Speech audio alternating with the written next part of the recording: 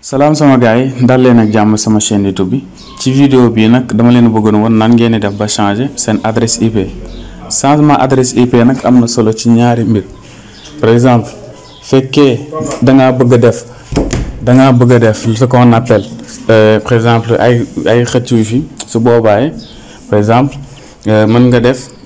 changement bi légui nak dafa ya ce qu'on appelle dafa am ay adresse ñu xawé adresse A, adresse B, adresse C. Légui adresse A dafa am nombre bo xamné mom lay jël, adresse B tamit dafa am nombre bu muy jël, adresse C tamit dafa am nombre bu muy jël.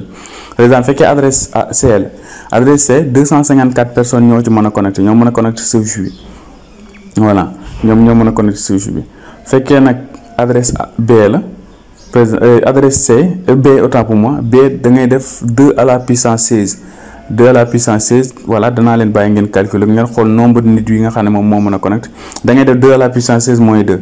boba da nga xam ñaata nit ñoo ci connecter et tout ça voilà légui nak pour ñu défal ko ñun en tout cas système bi so bëggé def li ñuy woyé partage de réseau moy ñi nga xamne dañoo bëgg nek ci kon di joxé fi comme ça ay utiliser ay répéteur mën ngeen ko def pour élargir en tout cas sen qui bi sen nombre d'utilisateurs bi de mën di connecter sen fi lay pour nga def ko da ngay def 192.168.1.1 voilà ñu def ñu dugal sun mot de passe ñu connecter voilà légui so ñëw da ngay dem ci réseau local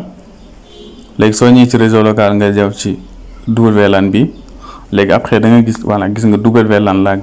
ki LAN bi la cliquer autant pour moi mëna WLAN bi légui so ñëw fi nga ñëw ci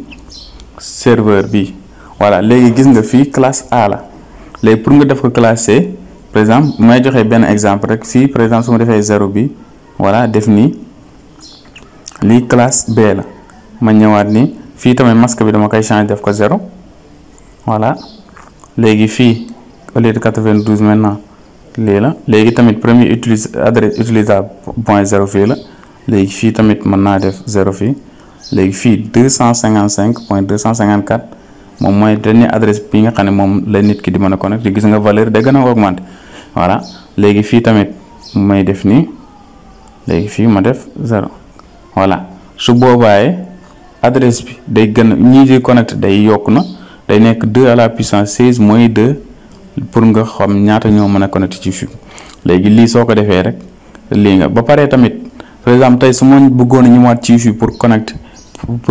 pour def ay modification nekutul adresse bi la tapé de 192.168.1.2 direct damay tapé 190.168 moy bi ci ko .0.1 bobu lay tapé pour mën di def ay modification sama biir routeur bi ni voilà waké sama gaay ñi ngi yemali vidéo fi féké vidéo bi neex na leen ñoo ngi ñaan ngeen partage sama gaay jaa ngi jëf